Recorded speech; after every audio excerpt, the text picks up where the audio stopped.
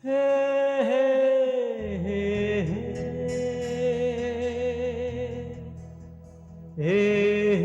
तो बहुत जोर से भूख लग रही है, कुछ खाना वाना हो जाए। हाँ आप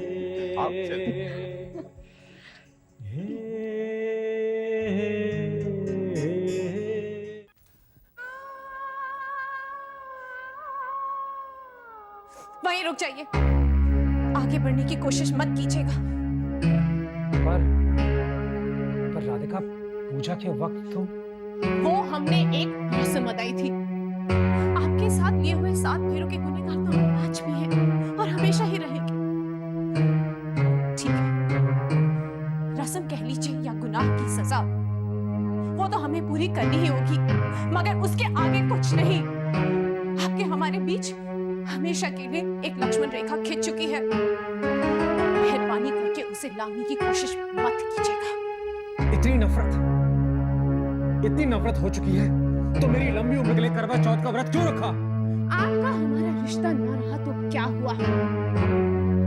हमारे बच्चे के साथ आपका तो नाम जुड़ेगा ही। कल अगर वो हमसे आपके बारे में पूछेगा, आपसे मिलना चाहेगा, तो हमें उसकी इच्छा पूरी करनी ही पड़ेगी। ऐसे बहुत से अभागे बच्चे हैं जिनको उनके बाप का साया नहीं मिलता।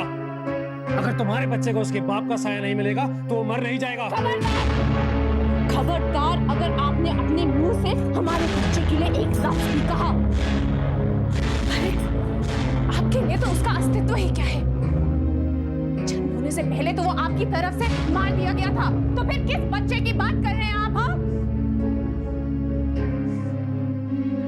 राधिका, इंसान गुस्से में बहुत कुछ उल्टा सीधा बोल देता है।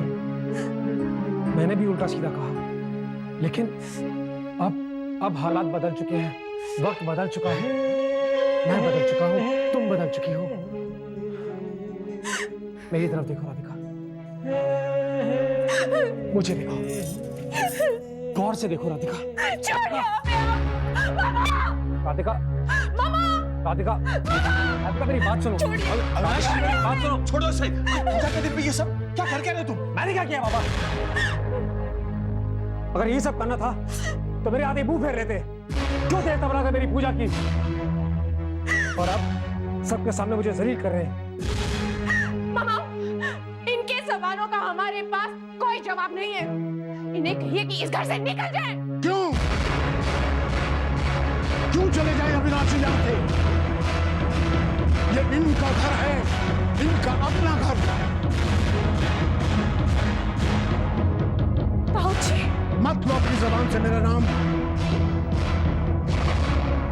तो तुम जिद की सीमा लांघ रही हो। जिद? हाँ, ये सरासर तुम्हारी जिद है। अरे इनकी जान जाते जाते बची है। इनकी और तुम्हारे बीच जो दरारें थी, जो वजह थी, वो बड़ी खूबसूरती से खत्म हो गई।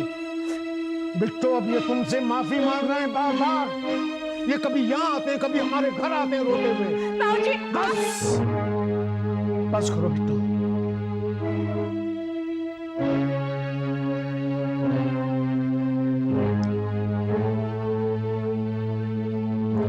देखिए, आप बुजुर्ग हैं इस घर के, आपको पूरा अधिकार है कि अगर कोई बच्चा गलती करे या तौर तरीके भूल जाए तो उसे सख्ती से या प्यार से समझाएं। लेकिन माफ कीजिएगा, मैं यहाँ देख रहा हूं कि आपने इस लड़की को इतना सर पे चढ़ा लिया है कि आज वो तांडव कर रही है। मैं पूछता हूं, क्या अविनाश आपका बेटा नहीं है? क्या आप लोगों के दिल में उसके लिए जरा भी प्यार या ममता बाकी नहीं है? देखिए भाई साहब, मैं सिर्फ इतना कहना चाहती हूँ कि जब तक राधिका अवि को अपने मन से माफ नहीं कर देती, हम अविनाश को एक्सेप्ट नहीं कर सकते। मैंने राधिका को पूरी ईमानदारी से यकीन दिलाया कि मैं उसकी सास हूँ, उसकी माँ हूँ, और वो मेरी बहू नहीं, मेरी बेटी है। ठीक है, आप अपनी बहू को अपनी बेटी बना के रखिए इस घर में। मैं अपने दामाद को अपना बेटा बना के ले जा रहा हूं।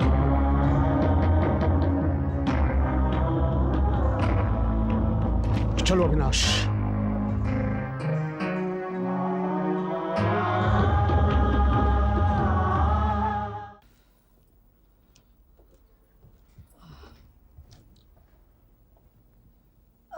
अरे अरे चाय जी, आप नीचे क्यों बैठ रहे हो? घुटनों में दर्द हो जाएगा। नहीं नहीं, अच्छा है जी यहीं पे। अच्छा है तो ठीक है जी।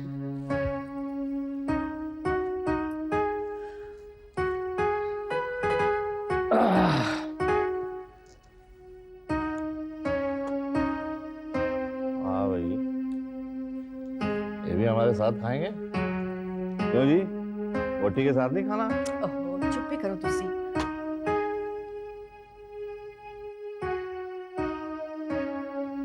क्या बात है सोमा जी, सब लोग मेहमानों की तरह बैठे ही रहेंगे, खाना कौन खिलाएगा? और चाय जी, खाना नहीं मिलना क्या आज?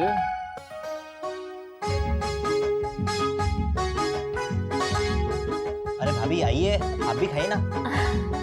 अभी नहीं, बाद में खाओ।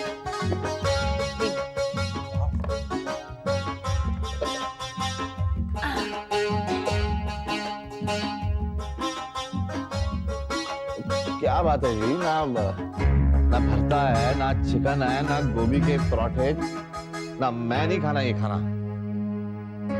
चाय जी, बाबूजी से कह दीजिए ये सब उन्हें नहीं मिलने वाला। इनके लिए सिर्फ बॉइल्ड वेजिटेबल्स है और बिना मक्खन और घी की रोटी। तो मेरे प्यो ने कभी नहीं खाई बॉइल्ड वेजिटेबल, मैं क्या खाऊंगा? आपके बाबूजी को हाई ब्लड प्रेशर नहीं हुआ होगा। सोमा पुत्र, मेरे लिए मक्खन लिया पुत्र, मक्खन।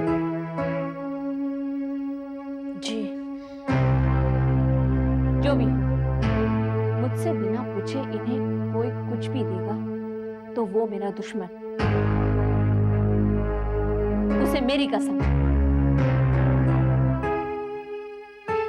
क्या कर रहे हो जी तुसी? खा भी लो ना, आप ही की भलाई के लिए तो है ये सब।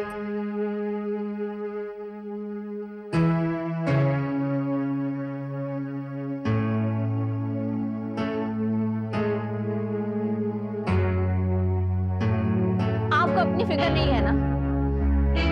शायद मेरी भी नहीं है, इसलिए कसम देने के बावजूद भी आप ये खा रहे हैं? ऐसी बात नहीं है, कहाँ खा रहे हैं हम? नहीं खा। ये रखिए और बॉइल्ड वेजिटेबल्स खाइए। चलिए।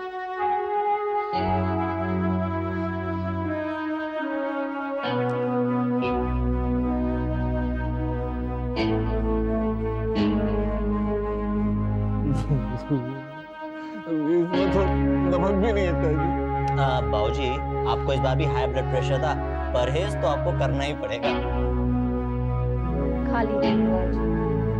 अगर आप ये बॉइल्ड वेजिटेबल्स खा लेंगे ना तो आपके लिए एक सरप्राइज है। मैंने आपके लिए एक स्पेशल डिश बनवाई है। क्या?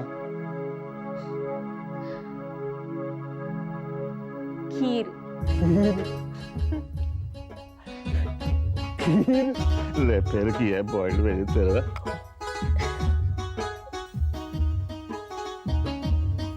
बहुत अच्छा है बेटा। तुम यहाँ आके बैठ गए? अभी तो वहाँ ताक झाक कर रहे थे। चलो रोटी खा लो। मुझे नहीं खानी। क्यों? तुम्हारा कोई व्रत है आज? मुझे भूख नहीं है। भूख नहीं है? कहीं उन्होंने तुम्हारे मुंह में कुछ डाल तो नहीं दिया जो तुम्हारा पेट भर गया? पेट नहीं, आंखें भर गई। आंखें भर गई? वो कैसे? सब लोगों को इकट्ठा खाता देखता। तो ये बात है। देखो, ये जो नाटक चल रहा है ना यहाँ पे, वो ज्यादा दिन चलने वाला है नहीं। वो जादूगरनी हर एक को फंसाने के लिए सब पे जाल फैला रही है। जब सब फंस जाएंगे तो हर एक को बिलबिलाता छोड़ के दूर खड़ी रह के तमाशा देखेगी। तुम कितने दिन भूखे रहने वाले हो? चलो रोटी खा लो। हाँ तो चल, आता हूँ मैं। आप भी चलो, मुझे भूख लगी है। चलो बाबा जल्दी। तू भी बस। वो ये किसने मंगाया? जी बाबूजी, मैंने। और पुत्र, इसकी क्या जरूरत थी? बाबूजी को जमीन पर बैठने में तकलीफ होती है, इसीलिए। भाभी ये टेबल कहाँ रखवाऊं? चाय जी से पूछो, मेरे पास इन सब बातों के लिए टाइम नहीं है।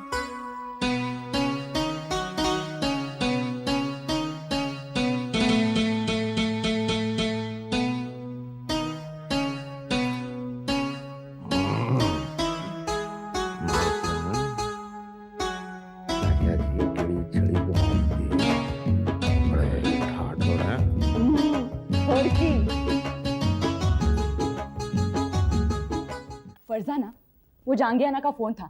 मैंने यू नहीं के लिए बोला था ना, तुमने वी नहीं क्यों बनाया? चल जा, अब टेलर से ठीक करवा दे। जा, खड़ी क्या है? जी मैडम।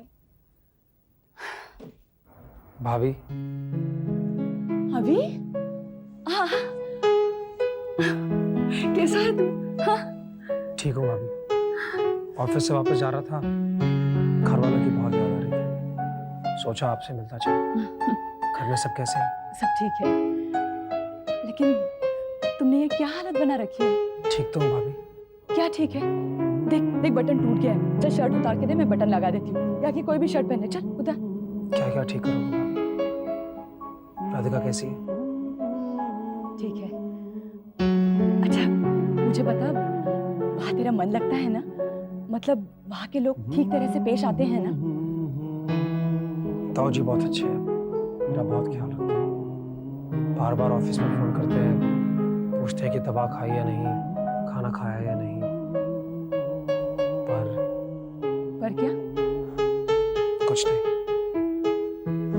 सोचता हूँ कि फ्लैट में वापस चला जाऊं, लेकिन ताऊ जी वापस नहीं जाने देंगे।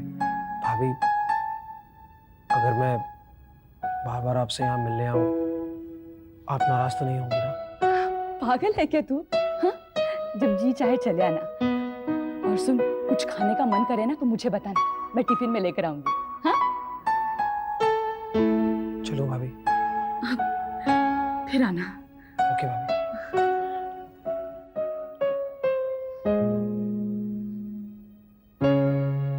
बस नैना, बस चुप हो जाओ।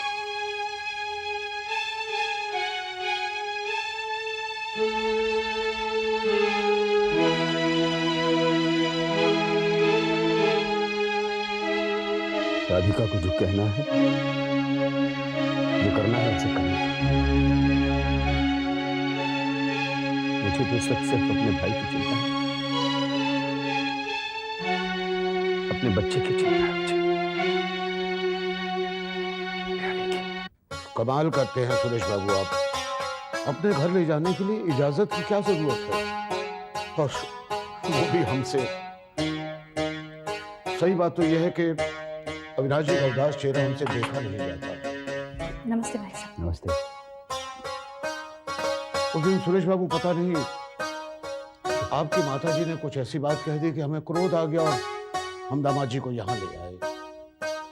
हमने सोचा फ्लैट में अकेले पड़े रहेंगे बेचारे, हमारी आंखों के सामने बने रहें तो अच्छा है।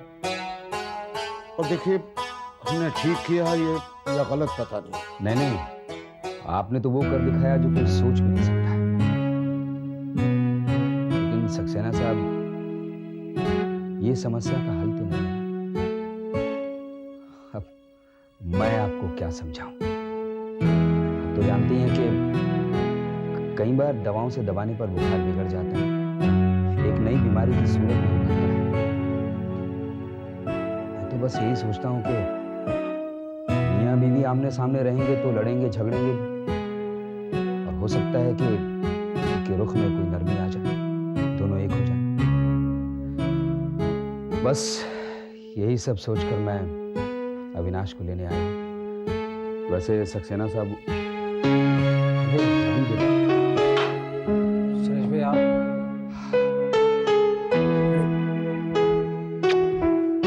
चल, मैं तुझे लेने आया, चल मेरे साथ। और भैया, कुछ नहीं होगा, सब ठीक हो जाएगा, देखना। सिंपल सी बात है, घर में कितने भी झगड़े क्यों ना हो, अपना घर थोड़ी ना छोड़ करके चला जाता। क्या सोच रहे हो? सुरेश बाबू, वैसे ही इन बेचारों की तबीयत खराब है, और वहां तनाव भरे माहौल में जाकर कहीं ऐसा ना हो कि इनकी तबीयत सक्सेना साहब, मैं इसका बड़ा भाई हूं। आप बिल्कुल चिंता मत कीजिए, सब कुछ ठीक हो जाएगा, सब कुछ। भगवान करे सुरेश बाबू सब ठीक ही हो।